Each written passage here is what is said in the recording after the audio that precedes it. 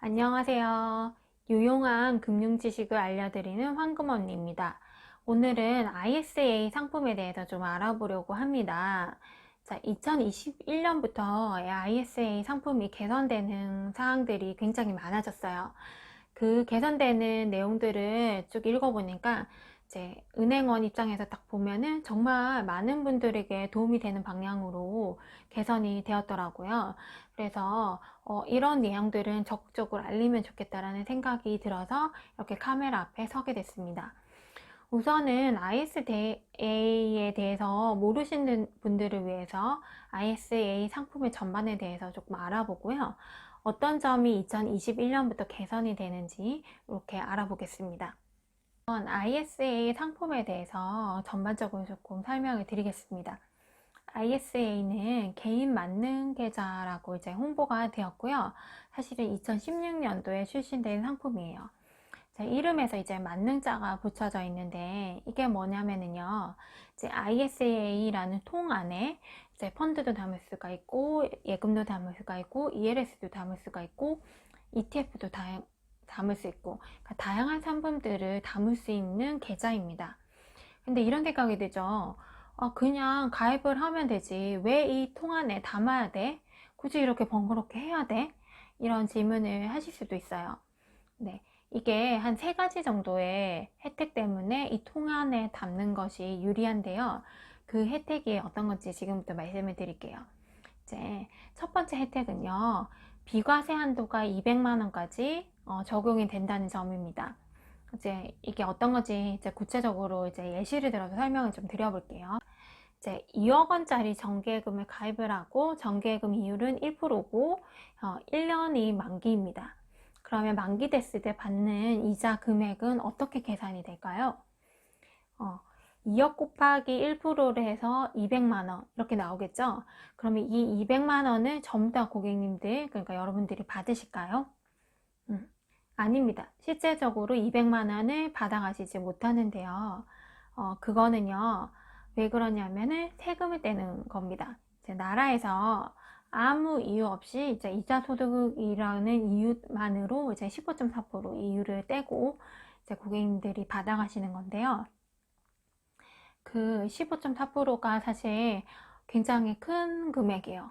그러니까 200만 원에 대해서 15.4%는 계산을 해보면 대략 한 30만 원 정도 되는 거거든요. 그러면 이게 조금 억울하죠. 좀 억울해요. 아무 이유도 없이 그냥 나라에서 떼가는 거니까. 그런데 이거를 ISA에 정기예금 운용 지시를 할 수가 있는데요. 이 정기예금으로 운용 지시를 했다고 가정을 해보면은 2억 원을 가입한다고 가정을 했을 때 사실적으로 2억 원을 다 가입할 수가 없어요. 납입 한도 때문에 그런 일은 없는데 가정을 한번 해볼게요. 2억 원 똑같이 정기예금을 담는다고 했고 이율도 똑같이 1%예요. 그러면은 이자 소득세 30%를 떼지 않는 금액인 200만 원을 고객님들이 받아가실 수가 있는 거예요. 그러니까 이렇게 비과세라는 혜택은 굉장히 파워풀한 겁니다. 이게 국민들의 재산을 증식시키기 위한 목적으로 비과세 상품을 낸 거거든요. 비과세 이 한도는요 200만 원까지인데요. 즉 순이익 금액이 200만 원까지 세금을 떼지 않는다는 말입니다. 그리고 만약에 이 순이익이 200만 원을 초과하게 된다. 그러면은 15.4%를 적용할까요? 아닙니다. 이 상품에 가입된 상품에서 발생하는 소득들에 대해서는 9.9%만 적용을 하고 분리과세를 하는 겁니다. 자, 예를 들어 이제 IS에 가입을 해가지고 이제 1000만 원 정도의 손익이 생겼다고 가정을 한번 해볼게요. 그러면은 200만 원은 비과세가 적용이 된다고 제가 말씀드렸죠. 그러면 이 나머지 800만 원에 대해서는 15.4% 세금을 떼는 것이 아니라 9.9%의 세금을 계산한 금액만 빼고 고객님들이 받아가실 수가 있는 겁니다. 그리고 두 번째 혜택, 손실과 이익을 합쳐서 쉽게 말해서 네팅을 친다는 말인데요. 손실과 이익을 합쳐서 순이익을 내고 이것을 기준으로 과세를 한다는 점입니다. 이것도 예를 들어서 제가 설명을 좀 해볼게요. 만약에 증권회사에 랩을 가입을 하셔가지고 상품 A에도 투자하고 B에도 투자하고 C에도 투자했다고 가정을 해볼게요. 상품 A에 투자해서 이 A에 대해서는 300만 원 이익이 났고 B에 투자를 했는데 여기에서는 안타깝게도 100만 원 손실이 났어요. 그러면은 이 계좌 랩 전체적으로 봤을 때는 순이익은 200만 원이 났죠. 그럼에도 불구하고 이 세금은 어떤 식으로 계산이 되냐면 마이너스 손실한 거에 대해서는 비용 처리를 안 해줘요. 그러니까 어쩔 수 없지. B에서 발생한 손익은 어쩔 수 없는 거야. 이렇게 하고 그다음 A에서 발생된 300만 원에 대해서 소득세를 내게 됩니다. 그러니까 총 이 계좌 전체적으로 300만 원에 대해서 소득세를 내시게 되게, 이자 소득세나 뭐 배당 소득세 같은 것을 내시게 됩니다. 그런데 ISA는 그렇지가 않아요. ISA에서도 동일하게 A 상품에서도 300만 원의 이익이 발생을 하고 B 상품에 대해서도 100만 원 손실이 발생했다고 가정을 해볼게요. 그러면 ISA 전체적으로 발생한 소득은 200만 원이 있겠죠? 300만 원 빼기 손실 100만 원 이렇게 해서 200만 원 전체적으로 순이익이 발생을 한 겁니다. 그러면은 ISA 같은 경우에는 이 순이익 200만 원에 대해서 15.4%를 떼게 되는 거죠. 그런데 여기에서 제가 200만 원까지는 제가 뭐라고 했죠? 비과세라고 말씀을 드렸죠. 그러다 보니까 이분은 세금을 내지 않게 되는 겁니다. 그러니까 300만 원에 대해서 15.4%를 떼고 받는 거라, 15.4%를 떼가지고 하는 거라, 200만 원은 아예 비과세 되는 거라, 전혀 받아가시는 실수령액에 굉장히 차이가 나게 되는 거죠.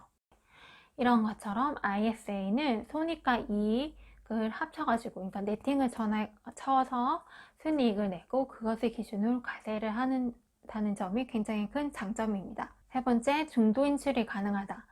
중도 인출을 하는 경우에 손익통산이 적용되지는 않아요.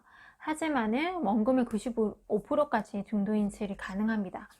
자, 이런 세 가지 혜택들 때문에 ISA를 가입을 해서 조금 번거롭지만 여기 안에서 개별적으로 상품을 운용 지시해서 ISA에 담으라고 추천을 드리는 겁니다. 그리고 팁 하나를 드리자면요, 국내 주식형 펀드 이런 것들이 있어서는 이 국내 주식형 펀드의 대부분의 손익이 국내 주식 매매 차익인데요.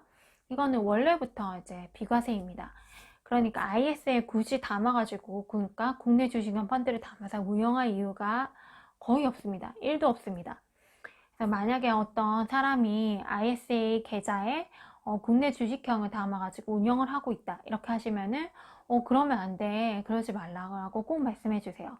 그건 절대적으로 비과세 통장을 활용을 하지 못하고 있는 케이스입니다. 자, 그러면 이렇게 좋은 상품이 또 어떤 점이 개선이 됐을까요? 이제 첫 번째, 가입 대상이 확대가 되었습니다. 사실 변경 전에는요, 소득이 있으신 분들만 가입이 가능했어요.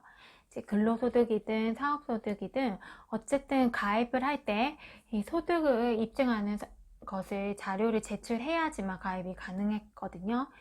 그래서 이 뭐 일반형은 무슨 서류를 준비하시고, 서민형은 무슨 서류, 농업인은 무슨 서류, 막 이렇게 정해져 있어요. 그리고 또 소득이 또 높으신 분들은 가입이 되지 않았어요. 그러니까 사실 이런 서류가 있어야지 가입이 가능하니까 고객님들이 왜 이렇게 가입 절차가 까다롭냐 이렇게 말씀하시면서 그냥 포기하시는 경우도 있거든요. 그런데 이번에 이 점이 개선이 되어서 19세 이상의 거주자는 모두 가입이 가능하고 15세 이상의 근로소득이 있는 자는 증빙만 하시면 가입이 가능하게 됐습니다.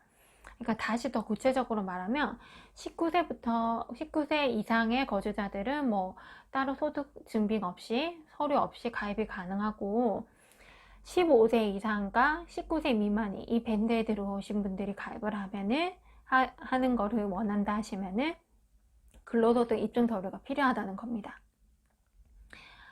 이런 점이 개선이 됐고, 조금 그러니까 개선이 안 됐다기보다 조금 대상자가 축소된 부분이 있는 부분은, 금융소득 종합과세 대상자는 이제부터는 가입 자체가 되지 않습니다.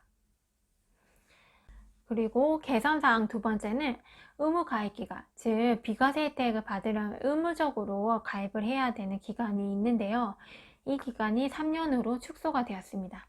이제 변경 전에 일반적인 IS, 일반형 IS 같은 경우에는 5년 동안 이제 5년 동안 가입을 해야지 비과세 혜택을 누릴 수가 있었는데요. 이제 변경 후에는 3년만 가입을 하시면은 비과세 혜택을 누릴 수가 있습니다. 그리고 세 번째, 납입 한도가 연간 2천만 원까지인 것은 동일한데 이 납입 한도를 다 2천을 채우지 못한 경우에는 그 잔여 한도를 다음 해로 이월할 수 있다는 점이 개선이 되었습니다. 이제 만약에 이제 어떤 사람이 ISA를 가입을 하고 상품 운용 지시 같은 거를 전혀 하지 않고, 그러니까 가입만 하고 어떤 것도 하지 않고 있었다고 가정을 해볼게요. 그래서 이제 4년 동안 계속 그렇게 있다가 정신을 차리고 5년째 시작하는 시점에 뭔가를 납입을 하려고 한다고 가정을 해볼게요. 그러면 변경 전에는 그 회분에 대한 2천만 원까지만 납입이 가능했습니다. 하지만 이 부분이 개선이 됐다고 했죠. 2월이 된다고 말씀을 드렸죠. 그렇기 때문에 2천만 원씩 곱하기 5를 해서 최대 1억 원까지 납입이 가능하게 됐습니다. 그리고 또 이 납입 한도를 비과세 한도와 이제 헷갈려가지고 이해가 안 된다고 말씀하시는 분들이 굉장히 많은데요. 자, 만약에 어떤 사람이 2021년도에 ISA에 1년짜리 정기예금 2천만 원을 운용해서 1%의 정기예금 이율을 적용받는다고 가정을 해볼게요. 그러면 2021년도에 납입 한도는 2천만 원을 다 채우신 거고요. 거기에 비과세 한도는 2천만 원 곱하기 1% 하면 20만 원이 되죠. 즉 원금의 이율을 곱해서 나오는 이자 부분, 이게 비과세 한도에서 차감이 된다라고 생각을 하시면 됩니다. 그냥 이제 단순히 이제 정기예금을 가입한다고 치면은요, 정기예금의 원금에 해당되는 부분이 이제 납입 한도라고 생각하시면 되고요. 정기예금 원금의 이자를 곱한 금액에서 나오는 이자 금액, 이게 비과세 한도를 잡아먹는다. 이렇게 이해하시면 됩니다. 그리고 ISA에 단순하게 이제 정기예금만을 운용 지시를 한다고 해보면은요, 최근 정기예금 이율이 거의 1%거든요. 그러니까 비과세 한도를 다 채우는 200만 원을 하기 위해서는 한 2억 원에 되는 2억 원을 이제 정기예금으로 가입을 하셔야 됩니다. 근데 한해 납입 한도가 2천만 원이니까 2억 원까지는 가입이 할 수가 없죠. 그러니까 만약에 이제 5년 동안에 한 번만 납입을 한다고 가정하면은 최대 2천만 원 곱하기 5 해가지고 1억까지 납입을 할 수가 있는 겁니다. 아무튼 비과세 한도 200만 원을 채우는 거는 생각보다는 이제 굉장히 어렵다는 거, 그런 거를 말씀드렸어요. 이런 점들이 개선되었기 때문에 만약에 2021년도에 정기예금이나 적금을 가입할 예정이라고 하신다면 저는 적극적으로 ISA를 가입해서 운용 지시를 정기예금이나 적금으로 하시라고 추천드립니다. 그냥 만약에 이제 ISA에 정기예금을 닫는 경우보다 그냥 정기예금을 가입하는 것이 15.4%를 떼고도 내가 받아가는 이율이 굉장히 높다면은 그냥 정기예금을 가입하라고 말씀을 드리는데요. 사실 그냥 정기예금을 그렇게 세금까지 떼고 유리하게 되려면은 굉장히 이율은 높아야 돼요. 근데 그렇지는 않을 거거든요. 그러다 보니까 ISA 내에서의 정기예금을 가입하시는 것들이 더 유리하실 가능성이 굉장히 높습니다. 그래서 2020년도에 ISA에 가입하시는 것을 적극적으로 추천드립니다. 자, 이것으로 제 영상이 많은 분들에게 도움이 되었으면 좋겠습니다. 감사합니다.